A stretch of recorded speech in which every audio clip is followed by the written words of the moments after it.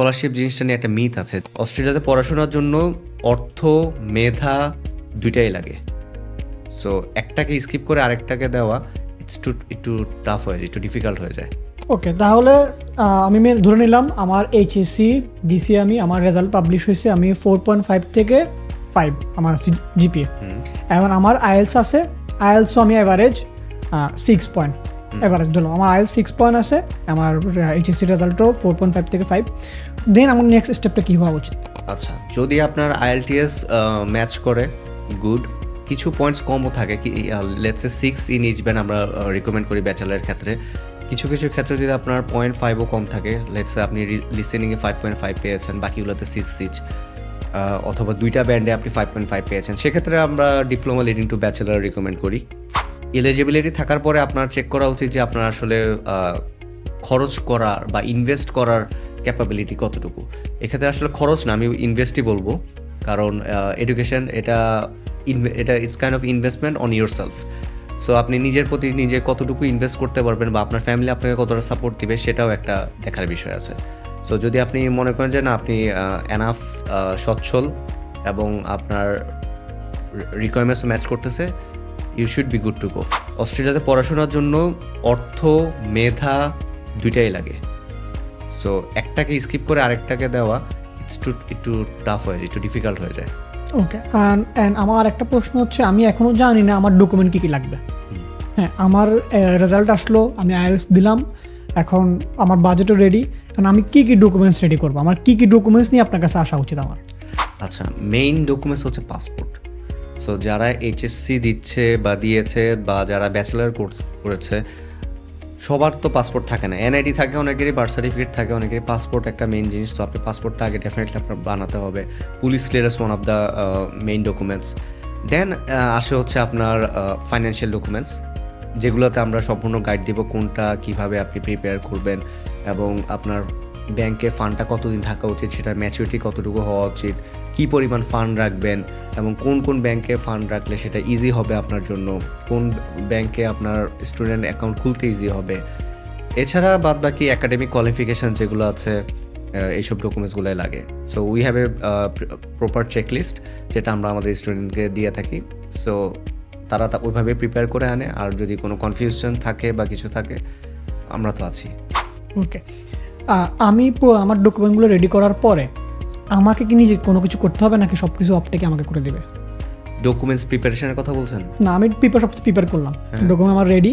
এখন যে অ্যাপ্লিকেশন থেকে প্রসেস থেকে শুরু করে ভিসা পাওয়া পর্যন্ত আমার কি কোনো কাজ আছে কিনা এখানে? এক্স্যাক্টলি, আপনার শুধু ডকুমেন্টসগুলোই দরকার। Once you submit the documents, then আমরা সেটাকে একটা অ্যাসেসমেন্টের থ্রুতে নিব। অ্যান্ড ইনিশিয়াল অ্যাসেসমেন্টের মধ্যে যদি কোনো গ্যাপ থাকে, সেটা আপনাকে জানানো হবে যে এই গ্যাপটা ফিল আপ করা দরকার। আর যদি কোনো গ্যাপ না থাকে, দেন আপনার চয়েস অনুযায়ী কোন ইউনিভার্সিটি, কোন কোর্স, কোন স্টেট আপনি যেতে যাচ্ছেন, সেটা চুজ করার পরে then will apply for few universities, এবং যেটাতে আপনি হাইয়েস্ট স্কলারশিপ পাবেন, যেটাতে আপনার কমফোর্টেবল, যে কোর্সটা আপনার পছন্দ মতো হবে, আপনি সেটাতে যাবেন। আচ্ছা, স্কলারশিপের কথা যদি বলছেন, এখানে আমার একটা প্রশ্ন আছে। এখন আমি চাই আমি একটা হাইয়েস্ট স্কলারশিপ পাই, তো আমার স্কলারশিপ পাওয়ার জন্য অপটেক আমাকে কতটুকু এখানে হেল্প করতে পারবে? আমাদের থ্রুতে বেসিক্যালি যদি বলতে হয়, we try our best to give you the maximum scholarship. Scholarship জিনিসটা নিয়ে একটা মিথ আছে যে এই কোম্পানি 50% স্কলারশিপ দিচ্ছে, অন্য এজেন্সি হয়তো 30% স্কলারশিপ দিচ্ছে, এরকম গ্যাপ কেন? Basically it's not depending on the agency, it's depending on you. কারণ আপনি আপনার বলছেন যে আপনার ফ্রেন্ড 50% স্কলারশিপ পেয়েছে, আমি কেন 30% পেলাম? আপনার ফ্রেন্ডের এলিজিবিলিটি দেখেন, সে হয়তো আপনার গোল্ডেন এ প্লাস পেয়েছে দুইটাতেই, আপনি হয়তো 4.5 বা 4.6 পেয়েছেন, ওই ইনফরমেশনটা তো হাইড করছেন। সো আপনি নিজেও বুঝতে পারছেন না যে আপনি ইনফরমেশন হাইড করতেছেন। এটাকে আমি দোষের কিছু বলবো না, বাট এটা হয়, কারণ আমরা সবাই চাই যে ম্যাক্সিমাম ফ্যাসিলিটিসটা নেওয়ার জন্য। অপটেকের ক্ষেত্রে যদি বলেন, আমাদের এখানে আপ টু 50% পর্যন্ত স্কলারশিপ আছে, but in general 25 to 35% scholarship হচ্ছে pretty much common in Australian university. আর আপনি যদি বলেন যে 75% বা 100% scholarship, it's a tough thing for Australian universities, unless আপনি গভর্নমেন্ট ফান্ডের, যেমন 2022-23 সালে আপনার গভর্নমেন্ট থেকে একটা ফান্ড দিয়েছিল বাংলাদেশ সরকার থেকে, সেক্ষেত্রে একটাই কন্ডিশন ছিল যে আপনি স্টাডি শেষ করার পরে আপনাকে আবার দেশে ব্যাক করতে হবে। That's a different case.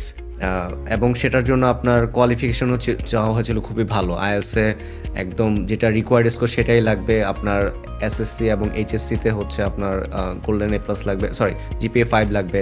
So এই কোয়ালিফিকেশানগুলো থাকলে আপনি অটোমেটিক্যালি স্কলারশিপের জন্য এলিজিবল। এখন আমার কথা শুনে আপনার মনে হচ্ছে যে ভাই হয়তো বলতেছে যে সব তো মানে সবই যদি রেডি থাকে, সবার যদি সব কোয়ালিফিকেশান থাকে তাহলে তো আমি সব কান্ট্রির জন্য eligible. Kind of true. Australia is a like elite, বলো যে এলিট যেই কান্ট্রিগুলো আছে সেগুলোর মধ্যে পড়ে। সো আপনার এলিট কান্ট্রিতে যাওয়ার জন্য এলিট লেভেলেরই আপনার কোয়ালিফিকেশানস থাকা দরকার। আপনি আইএলটিএস 5.5 নিয়ে বা 4.5 নিয়ে বা 8-10 লাখ টাকা নিয়ে আপনি এক্সপেক্ট করাটা ঠিক হবে না আসলে, যে আমি আসলে অস্ট্রেলিয়াতে যাব। এটা মানে কেউ যদি আপনাকে আশা দিয়েও থাকে, এটা টাফ। আপনি গেলেন, ধরলাম আপনি 4.5 বা 4.5 দিয়ে অস্ট্রেলিয়াতে গেলেন, যেটা আসলে ইম্পসিবল। যাওয়ার পরে ওখানে কি করবেন? আপনি ইংরেজদের সাথে কথা বলবেন কীভাবে, বা যারা অজি আছে, লোকাল আছে, আপনি কাজ করবেন কীভাবে, জব করবেন কীভাবে? আপনি তো কোনোভাবে গেলেন, হোয়াটস ইউর ফিউচার দেয়ার? কিছুই তো করতে পারবেন না। So what's the point? আচ্ছা, ওই আপনি যেটা বললেন যে আমার যদি এত কোয়ালিফিকেশন থাকে, আমি তো সব কান্ট্রির জন্য এলিজিবল। সো আমার যদি এই লেভেলে কোয়ালিফিকেশন থাকে, তাহলে তো আমি নিজে নিজে অ্যাপ্লাই করতে পারি। আমি অপটেকের কাছে কেন আসবো তাহলে? অনেকে এই প্রশ্নটা করতে পারে। Good question. সো এক্ষেত্রে যেটা হয়, আপনার অস্ট্রেলিয়াতে অফার লেটারের অ্যাপ্লাই করার পরে হয়তো আপনার কন্ডিশনাল অফার লেটারটা আসে।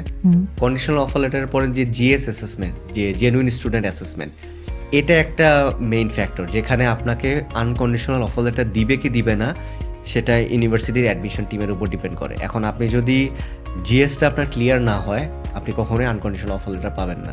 দ্যাটস ওয়ার অপটেক কামস, যে আপনাকে জিএসটা প্রপারলি গাইডেন্স করে, ডকুমেন্টসগুলো প্রপারলি প্রিপেয়ার করে সাবমিট করবে, যাতে আপনি আনকন্ডিশনাল অফার লেটার পান, এবং আপনাকে যেন জেনুইন হিসেবে আপনি নিজেও রিপ্রেজেন্ট করতে পারেন আমাদের কাছে, আমরাও যেন আপনাকে জেনুইন স্টুডেন্ট হিসেবে অস্ট্রেলিয়ান গভর্নমেন্ট অথবা ইউনিভার্সিটির কাছে রিপ্রেজেন্ট করতে পারি।